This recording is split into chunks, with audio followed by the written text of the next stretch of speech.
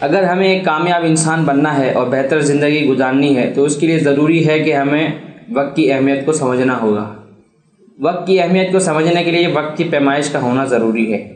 وقت کی پیمائش کے لیے جو آلہ دریافت کیا گیا اسے گھڑی کہتے ہیں۔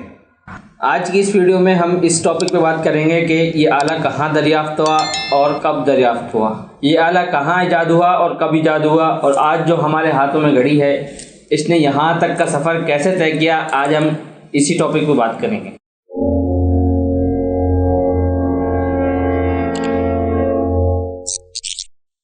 قدیم انسان سورج کے طلوع اور غروب ہونے سے وقت کی پیمائش کو جانتا تھا، لیکن آج ہم گھڑی کی مدد سے ہر لمحے کا حساب لیتے ہیں۔ دراصل اس گھڑی نے ہماری زندگی میں بہت اہمیت حاصل کر لی ہے۔ اس تیز رفتار دنیا میں جو شخص وقت کا انتظام نہیں کر سکتا اس کا نقصان ضرور ہوتا ہے۔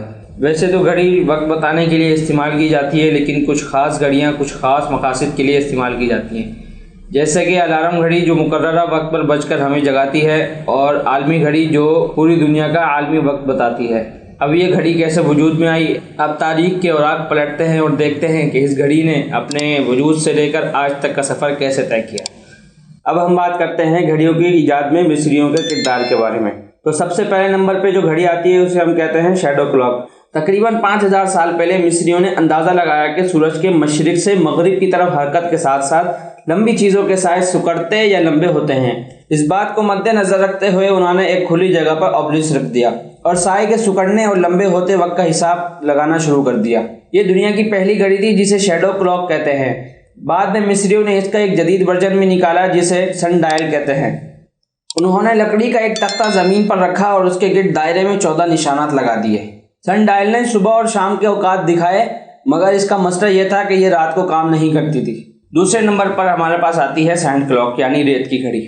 تقریباً 2500 سال پہلے مصریوں نے ریت کی گھڑی ایجاد کی۔ اس میں ایک شیشے کا برتن تھا جس کے 2 اجزاء ایک تنگ راستے سے الگ تھے۔ اس کا اوپری حصہ ریت سے بھر دیا گیا اور نچلے حصے کو خالی رکھا گیا۔ انہوں نے اوپری حصے کو ریت سے بھر دیا جو مسلسل رفتار سے نیچے گر رہی تھی۔ ریت کی گھڑی سے دن اور رات کے وقت کی پیمائش کی گئی۔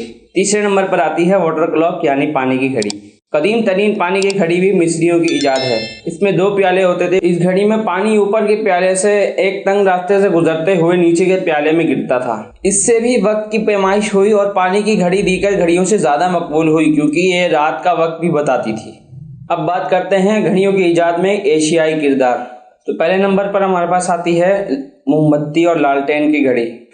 تقریباً 1500 سال پہلے چینیوں نے کینڈل کلاک بنایا تھا۔ انہوں نے موم بتی پر گھنٹے کے نشان تراشے اور اسے گھڑی کے طور پر استعمال کیا۔ موم بتی خود جل کر وقت بتاتی تھی اور یہ بہت کارآمد ثابت ہوئی کیونکہ یہ رات کا وقت بھی بتاتی تھی۔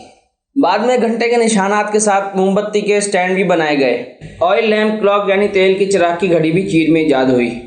مجد نے لالٹین کے دھاتی سائڈ پر گھنٹے کے نشان تراشے اور گلاس کو تیل سے بھر دیا۔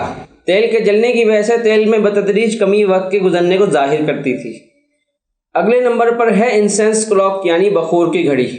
بخور کی گھڑی موم بتی اور لالٹین کی گھڑیوں سے ملتی جلتی تھی۔ اس کی ایجاد جنوب مشرقی ایشیا میں ہوئی۔